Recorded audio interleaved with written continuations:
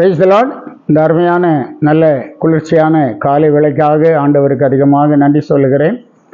அதிகாலையிலே தண்ணீர் ஏதோ வழி வந்தது. வாய்க்கால்களை வெட்டுங்கள், காற்றையும் காண மாட்டீர்கள், மழையும் காண மாட்டீர்கள் என்று தீர்க்கதரிசி சொன்னான்.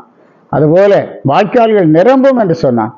ஆம், அதிகாலையில் தண்ணீர் ஏதோ வழி வந்தது. அதிகாலை வேளை முக்கியமான வேளை. ஆண்டவரிடத்தில் இந்த ஆலோசனைகளை நன்மைகளை நாம் பெற்றுக்கொள்ளுகிற வேளை. அதிகாலையில் ஆண்டவருடைய சமூகத்திலே காத்திருப்போம். கர்த்தர் உங்களோடு இருப்பாராக. இந்த வேளையில் நாம் தியானிக்கும்படியாக எபிரேயருக்கு எழுதப்பட்டதான நிருபம் 3ஆம் அதிகாரம் 2வது வசனம்.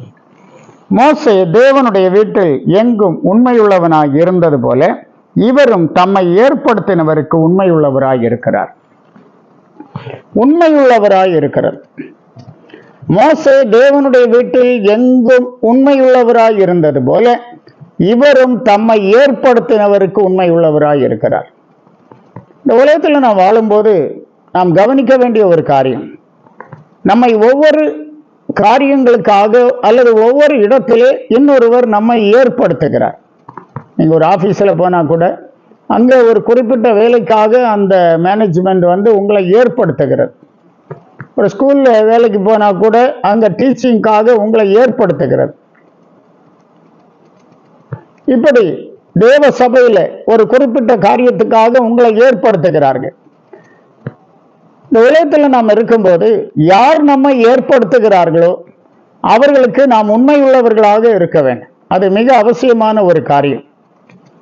எத்தனையோ பேர் தங்களுடைய பதவியிலே உண்மை இல்லாதவர்களாக இருக்கிறபடினாலே சஸ்பெண்ட் ஆகிறார்கள், டிஸ்மிஸ் செய்யப்படுகிறார்கள், வேலையை விட்டு துரத்தி விடப்படுகிறார்கள். இப்படி அநேக காரியங்கள் இருக்கிறது.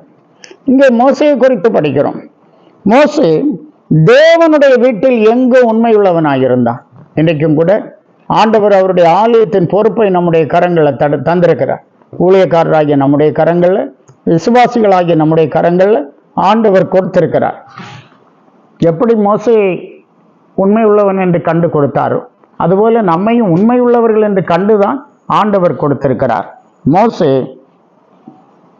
தேவனுடைய வீட்டில் எங்கு உண்மை உள்ளவனாக இருந்தது போல கர்த்தராகிய இயேசு கிறிஸ்துவும் தம்மை ஏற்படுத்தினவருக்கு உண்மை உள்ளவராக இருக்கிறார்.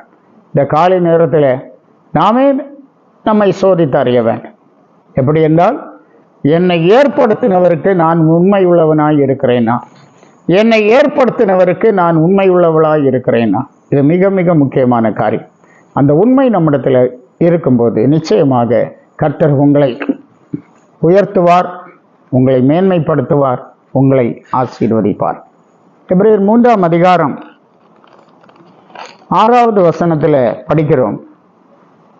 கிறிஸ்துவோ அவருடைய வீட்டிற்கு மேற்பட்டவரான குமாரனாக உண்மையுள்ளவராய் இருக்கிறார். கிறிஸ்துவோ தேவனுடைய வீட்டிற்கு மேற்பட்டவரான குமாரனாக உண்மையுள்ளவராய் இருக்கிறார். கிறிஸ்து உண்மையுள்ளவராய் இருக்கிறதுனால அருமையான தேவ பிள்ளையை நாம் ஒவ்வொருவரும் கூட உண்மை உள்ளவர்களாக நாம் இருக்க வேண்டும். 2 தீமோத்தேயு 2ஆம் அதிகாரம் 13ஆம் வசனத்திலே வாசிக்கிறோம். நாம் உண்மை இல்லாதவர்களாய் இருந்தாலும் அவர் உண்மை உள்ளவராய் இருக்கிறார்.